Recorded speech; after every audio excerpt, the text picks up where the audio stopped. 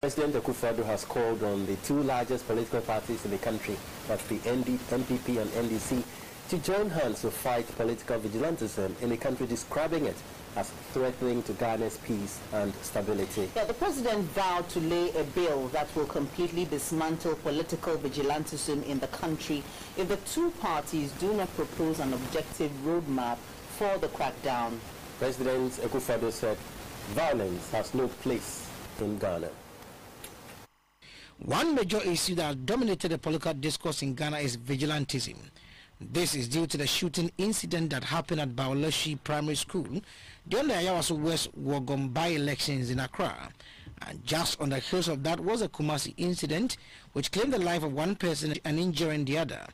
Though vigilantism has been part of the body politic of Ghana for more than a decade, it has now gotten to the level that even those who patronize the services of these well-built men, especially the politicians, have expressed concern about the negative effect it is having on the nation. And as part of measures to address the problem, President Akufo-Addo set up Justice Amy Short Commission to delve into the Ayawaso West Wogon incident. It is barely 2 weeks since the commission started its work, but President Akufo-Addo in his State of the Nation address called on the leadership of both the NPP and the NDC to come together and address the vigilantism menace. The time has come to put an end to the phenomenon of politically related violence. The only way in our system to begin to deal with such a situation is through the work of a commission of inquiry. Thankfully, I got 4 responsible Ghanaians of independent spirit who agreed to serve on the commission. I hope the findings and recommendations of the Amy Short Commission will enable us chart a path to ending politically related violence in our country. The events of last Monday in Kumasi, where a meeting of the national and regional executives of the opposition National Democratic Congress was broken up by acts of violence, leading to the tragic death of a citizen, have reinforced the urgent need for us to find that path. I want to use the platform of this message to make a sincere, passionate appeal to the leaders of the two main political parties in our country, NPP and NDC, to come together as soon as possible, preferably next week, to agree on appropriate measures to bring an end to this worrying and unacceptable phenomenon of vigilantism in our body politic.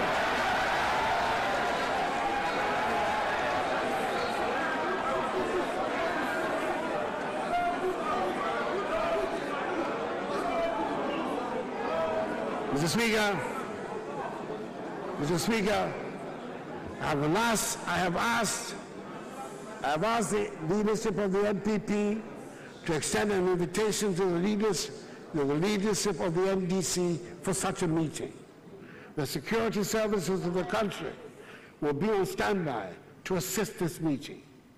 If voluntary disbandment by the parties is not feasible, then I will initiate legislation in the matter. The decision taken by the president to tackle vigilantism head-on has received mixed reactions from members of parliament. I am not politically opportunistic. Whether it's NDC, NPP, it's illegal. Let's apply the existing laws. Let's deal with them. We can have a dialogue such that those groups do not reoccur. And I'm all for that dialogue. But presently, there are enough laws on the statute books to deal with this illegal formation. Every vigilante group is, the perception out there is that these groups, whether they are not part of our organs of our party or whatever, they are affiliated. How do you deal with it? The groups, I think that's the solution. No, the president has given two-way solution. No, the group, if you can't do it, he's going to do it. The police are asking the president to speak loudly that they can perform their duties without intimidation. I wanted the president to tell the police that go ahead and arrest people who perpetrated the Ayawaso murder and arrest them, try them because they are criminals. That's what we want to hear as a country. The president has called that we'll sit down preferably next week. That's how quick he wants this thing to be solved. Even though he has come up with a commission to sit and look into this matter. If by next week he doesn't get the opportunity to sit with the leadership of the opposition party, he is going to initiate a legislation. And that legislation would actually hammer on those who think that this country belongs to them. Ghana will go to the polls on November 7, 2020 to elect parliamentarians and a president. Edward Nyakon reporting for GBC 24.